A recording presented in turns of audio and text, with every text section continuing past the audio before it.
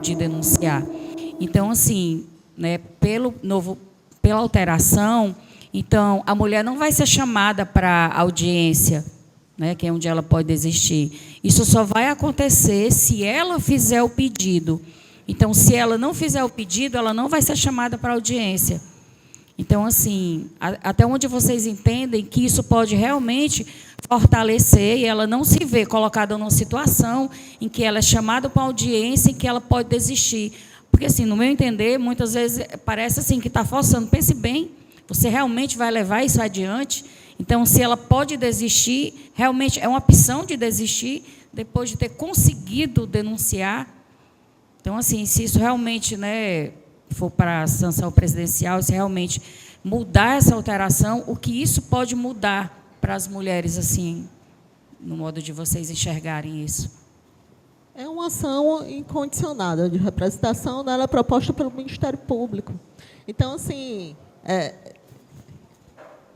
importantíssimo, porque, diante de tudo que a gente está discutindo aqui, é exatamente a questão, muitas mulheres querem mesmo desistir.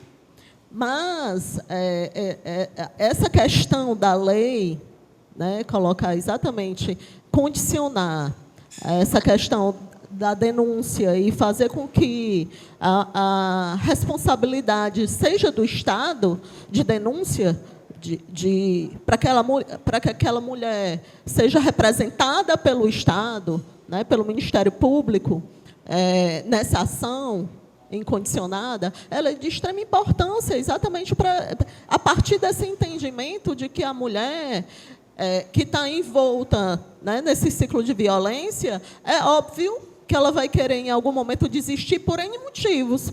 Pelos filhos, porque é difícil, né, porque é um longo caminho de revitimização. Então, assim, essa questão de não permitir, né, que a mulher desista da ação, ela é muito importante exatamente para que ela tenha um resultado efetivo no sentido de responsabilizar o agressor. Então, é uma resposta positiva à sociedade. Só complementando, né? Justamente por essa mulher estar exposta a diversos julgamentos, inclusive ela mesma se julga muito, né? Foi preciso pensar justamente outras situações para poder evitar vamos dizer assim, que esse homem, que esse agressor, ele fique sem uma punição devida, né? Então, pensado essas outras estratégias, pensado essas atualizações para que, como eu disse, acompanhe a realidade que a gente tem hoje.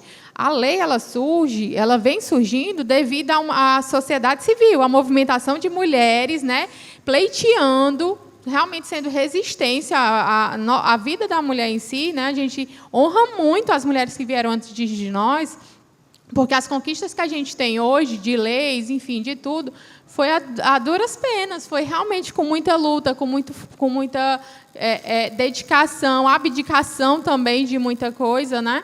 Então, a partir do momento que a gente identifica esses julgamentos, que é uma realidade, né, em todos os cenários, teve um caso que eu trago também como exemplo, que a mulher ela estava dentro do carro e o homem jogou ela para o lado de fora.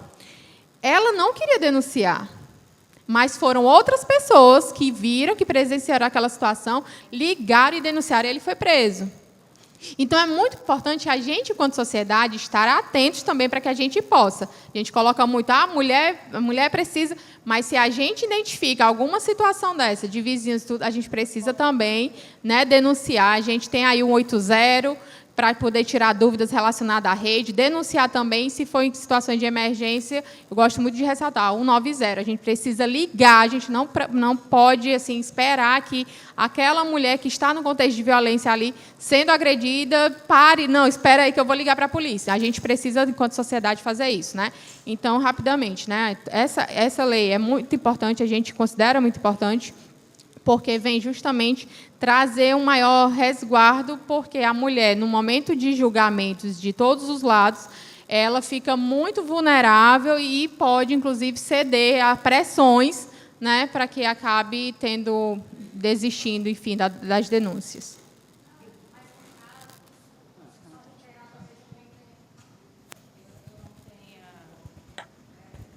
Me feito entender. Eu não falo sobre a questão de a mulher denunciar ou outra pessoa denunciar. Não. Eu falo da questão da desistência de após. Por exemplo, existe num processo, ela faz a denúncia e é automático que o juiz chame para uma audiência de retratação. Então, quando existe uma audiência de retratação, para a mulher é medo aquilo ali. Eu vou estar de frente para a pessoa e eu posso desistir, então eu vou desistir. Porque antes de chegar naquele dia, antes de ser marcado aquele dia, ela ouviu milhares de pessoas que a condenaram. Aquela famosa frase do ruim com ele, pior sem ele. Então, ela acaba acreditando que realmente é mais fácil retirar a denúncia do que continuar com aquele processo, do que continuar sendo julgada também. Inclusive, como você bem falou, né, a gente mesmo se julga. Então, se realmente for aprovado esse projeto de lei, essa audiência de retratação ela deixa de existir automaticamente. Ela só existe se a mulher solicitar, entendeu? Então, assim, ao meu ver, isso é importante. Por quê? Mas seria um retrocesso, né? Existe um histórico exatamente de mulheres que faziam isso, né? Por N motivos que a gente já destacou aqui. E hoje não é possível mais que isso aconteça, né? Que ela desista da ação, não é possível. Então, assim, é um direito, né? Não, mas acontece. Hoje acontece, existe uma audiência que é automática, que o próprio juiz marca exatamente para dar oportunidade a ela de desistir da denúncia. E com esse projeto aprovado, não vai mais existir essa audiência, a não ser que ela peça. É a audiência de retratação. Então, essa lei foi aprovada ontem pelo Senado, né? Ainda vai para a sessão presidencial.